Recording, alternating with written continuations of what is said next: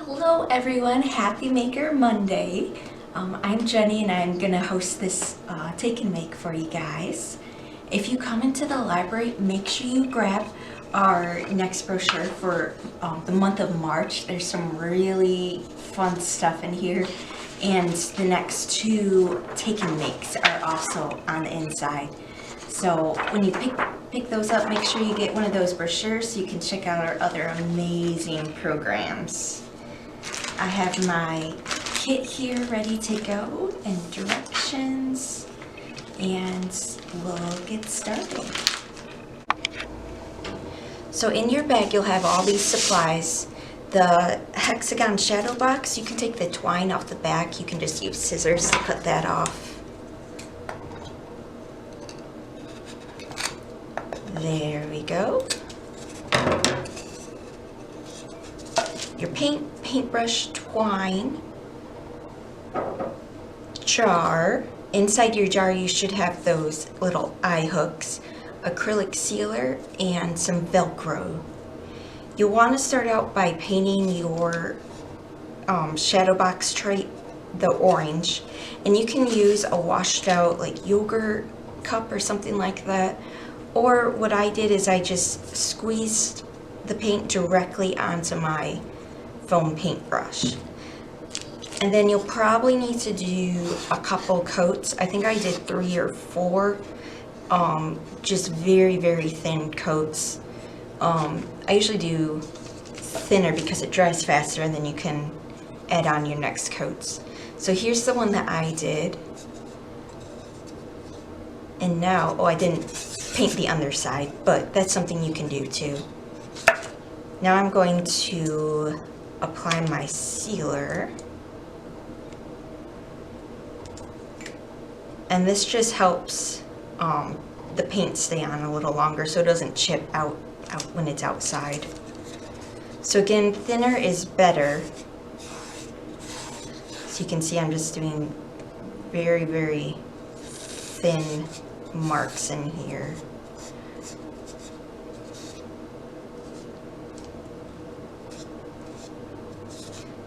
All around the edges.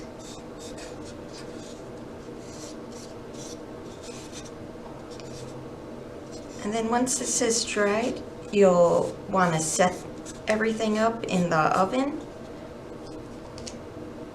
Let's see, what did my directions say? Oh, 175, it could be 175 or 180, somewhere around there. Just really low. Make sure you set a timer. I know if I'm not like cooking something, some food or something, sometimes I forget about stuff. I did that with my clay earrings. Oops. But they still turned out.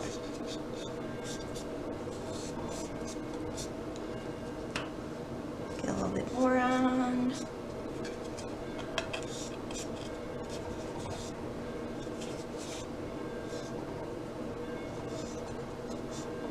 And then you just want to make sure there's no like globs anywhere. Oh, there's a big glob.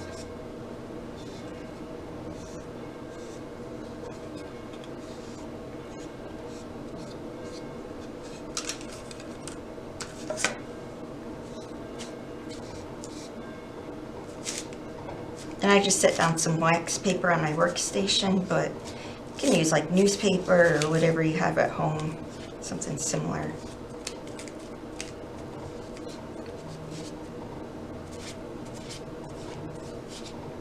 Oh, baking it in the oven just helps the paint set a little bit faster.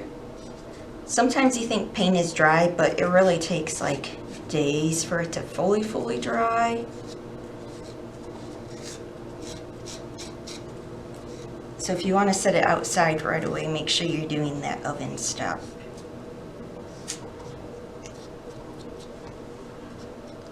A little bit there. Perfect.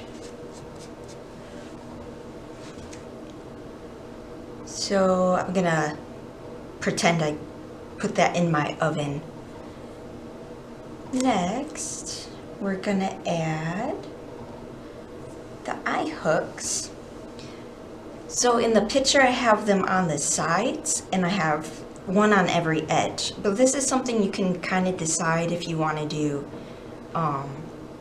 3 or 6, depending on just how you're feeling. After I did 6, I thought maybe it'd be easier for the Orioles to get in if there are only 3. So I'm gonna redo this with only 3 hooks. And it's still a little wet, but we'll pretend. So I'm just gonna screw those in there. You can also screw them on the top if you want. It's kind of just a preference thing and how you want it to look when it's hanging. This wood is really soft, so it should be pretty easy. You don't have to use a lot of muscle to get those eye hooks in there.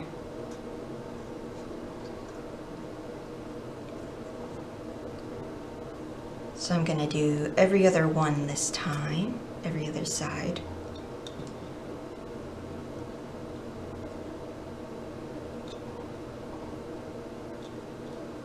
Get those screwed in there.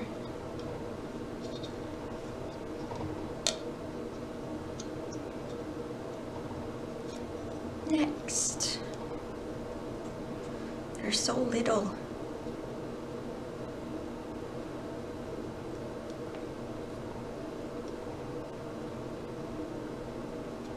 And if you're more comfortable using pliers to like screw the eye hooks in, you can do that too at home.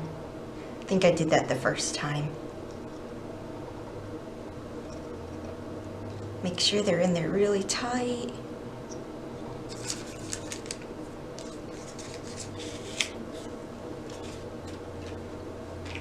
Grabbing my twine.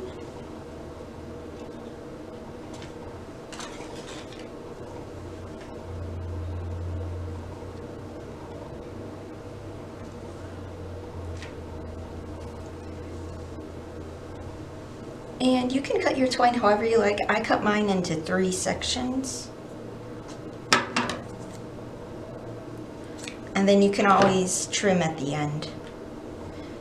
Now, this twine is pretty thick to fit through these teeny tiny eye hooks. So what I do is I use a piece of wire to help thread through the eye hooks. So here's, oh, that's not in focus. Here's the wire. I just bend it in half.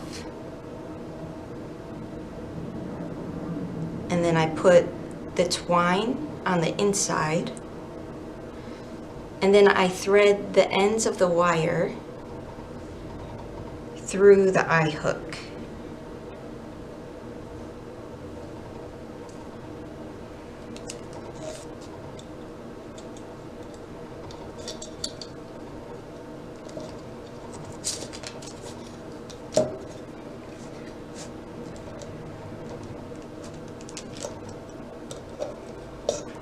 There we go, we got it. So then you can just pull out one side of that twine.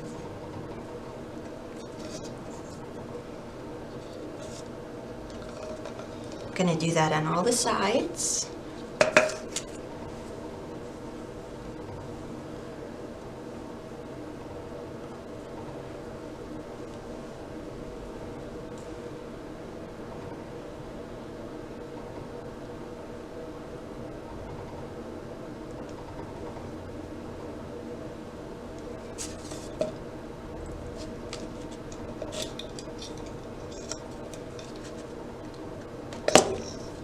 That one, I'm gonna pull out one edge.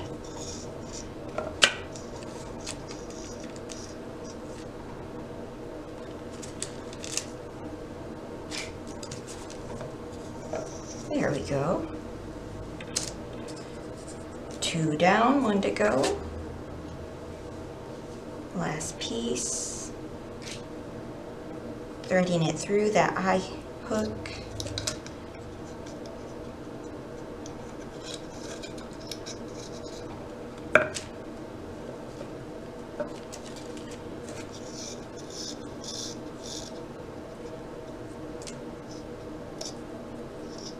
Got it. Then you just bring all the strings up to the top, and you can tie a knot. Make sure the tray stays level when you're tying the knot.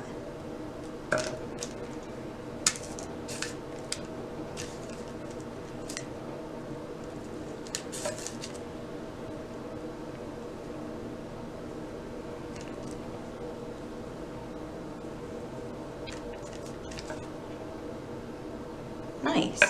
And I just have these little pieces at the end I'm just going to trim off.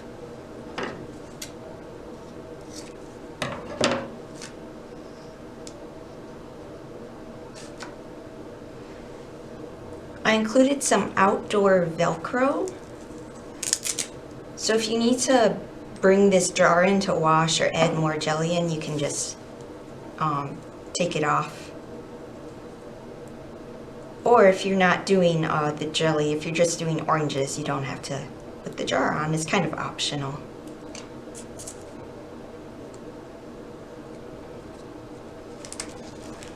Just pressing that piece down firmly. I'm going to add this other Velcro piece onto the jar.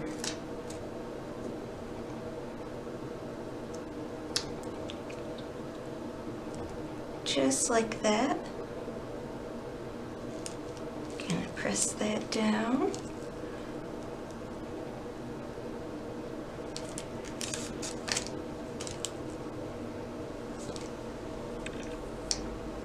And now you have a nice little feeder for the orioles that will be migrating through. Thank you guys for joining me on doing this craft to feed our bird friends. And if you guys are interested in birding, so going out and looking for birds and seeing what's in our community, feel free to check out the Battle Creek Brigham Audubon Society. And they usually have at least one program in the spring or around June. Here at the library, we also have a ton of resources, books. We have a bird watching maker kit that you can check out to just educate yourself about the birds that do live in our area. And happy birding, guys. This was a fun one to do with you. I'll see you next time.